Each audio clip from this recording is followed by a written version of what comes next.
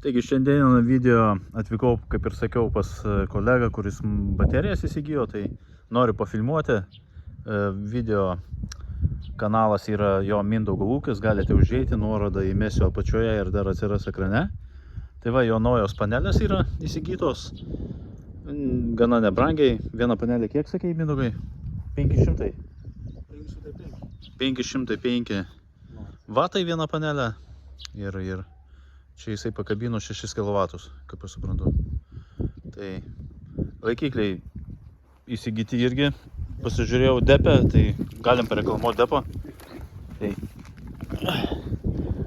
paprasčiausiai laikiklį kronšteiną perpėjo per pusę ir ant tokio pačio profiliaus, kaip ir pas mane, sutvirtino.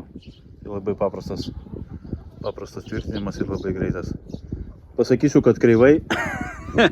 Visi sako, kreivai susidėjo. Joks čia kreivumas nėra. Yra viskas patogiai. Einame dar prie kitų panelių.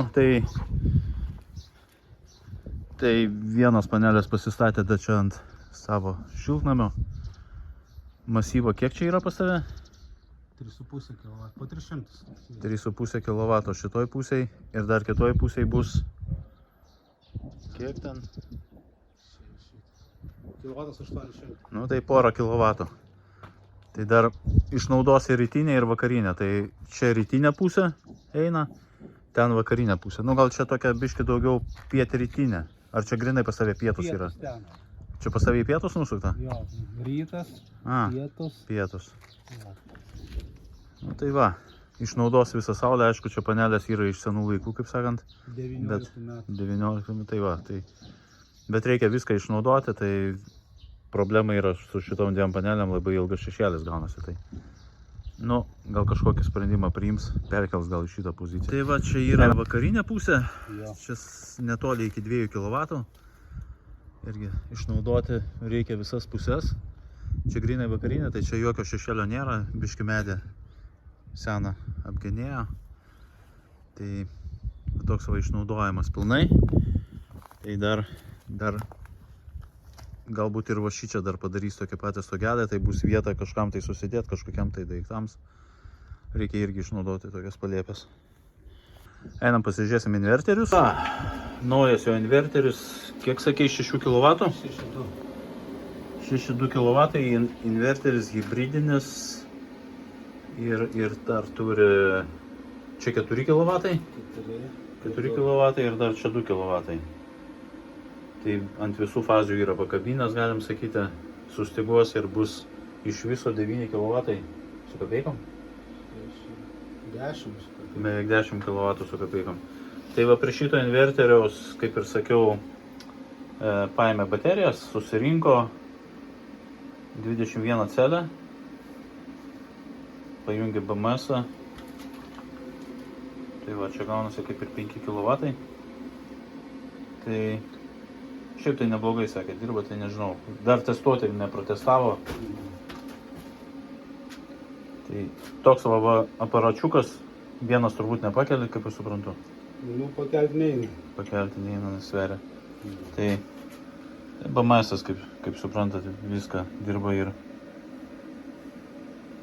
4,0114. Nu tai čia nuokrypis, galim sakyti, nėra labai didelis. 0,01 voltas čia žemiausia yra, kaip aš suprantu. Ne? 0,14, o čia irgi 4,014. Bet tai greičiausiai šitą celę jisai greičiausiai krauno, iš šitos celės, iš šitos mėlynos atidavinėja. Na tai va, BMS-as atlieka savo darbą. Tai va toks va projektėlis. Ir kaip sakant, yra reikalų viską tvarkytis. Ką šitas rodo, tai iš panelio. Iš panelio 1,8. Kiek į baterijas beina? Ar jau baterijos yra pakrautos? Neina, 0. Tai pakrautos yra, ne? Jo. 56,4 baterijos įtampa yra. Išėjimas 1%, tai 72 W, 73 W išėjimai.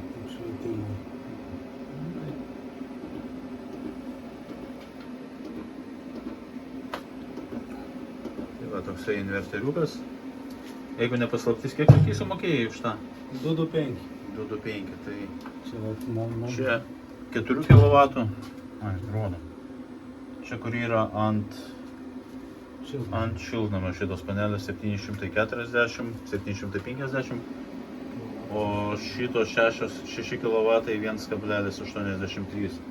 Bet palyginus orą, tai, nu, cepelininis dangus pas mumis. Tai yra Dituvoj, čia Dituvos sodai. Nu, dar einam pasižiūrėsim dar vieną tokį mechanizmą, kurį esame abudu įsigiję. Tai šilumos siurblė. Nu, teisingai, kaip sakant, be reklamos nieko nereklamuojam. Ir vištos laksto aplinkui. Tai va toks va šilumos siurblys taip pat stovi.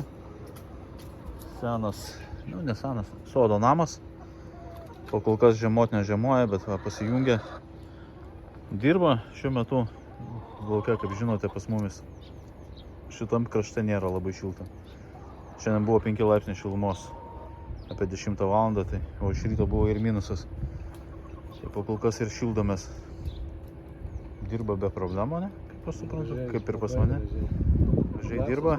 Nu, visi žinot, kad šitas yra naudojamas R290 freonas, tai jisai aukštą temperatūrą pakelia. Kuom gerai šitas yra šilumos siurblys, tai kad jo maksimaliai darbinę temperatūrą galima pakelti iki 80 laipsnių. Nors aš taip irgi nedariau. Mes nekeliam, man tai užteko ir 50, ir 50 gal 6 esu pakėlęs, magas žiemą, kada buvo šalta.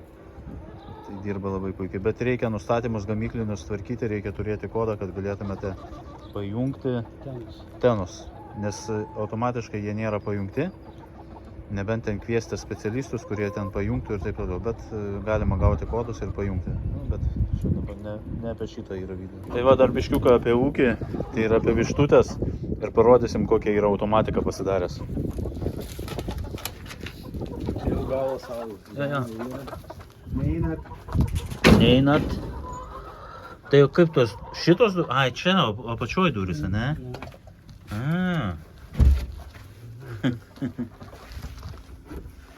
Tai va, norim parodyti, kokios yra automatinės durys, gal kokie nors ūkininkai susimastys. Tai va, jos automatiškai galim, per Wi-Fi nereguliuoja. Ne, laikmatis. Ai, laikmatis yra pastatytas, jos susidaro. Aišku, reikia žinoti, kada vištos eina. Jo. Tai va, toks savo aparatas, man atrodo, gal kas nors susigundys ir pagalvos, kad įsigyti reikėtų, jeigu yra tokių. Yra laikmatis. Paspaus mygtuką sufokusuoti. Va, toks savo aparatas. Jeigu kažką, tai reikėtų... Iš kur tu pirkai? Čia Lietuvoj. A, iš Lietuvos, ne? Tai va, toks įdomus dalykas. Yra ir pas kiniečių pažinti. Va, toksai va buvo apibėgimas labai greitas apie Mindaugo ūkį. Tad jeigu kas tai norit pasižiūrėti jo, kaip sakant, progresą, jo įdirbį, tai galite prisijungti prie jo kanalo. Dar tik pakartosiu. Mindaugo ūkis, susirandate ir prisijungėte. Padėsite jam, kaip sakant, pratobulinti savo kanalą. Jis biški toksai nekalbus yra, video dar neišmokęs daug šnekėti, bet nieko. Tai va, ačiū visiems žiūrėjusiems, nepamirštame prisinumeruoti, laikas, komentaras ir iki.